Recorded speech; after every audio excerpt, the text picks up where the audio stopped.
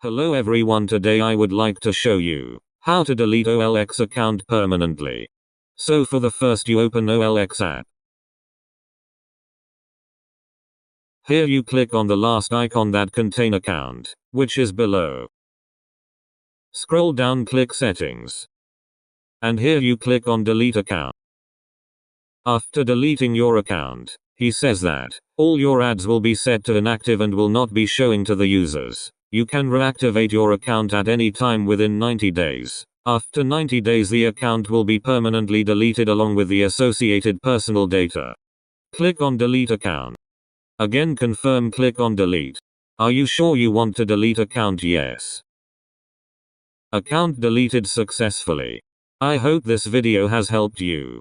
Don't forget like, share and subscribe.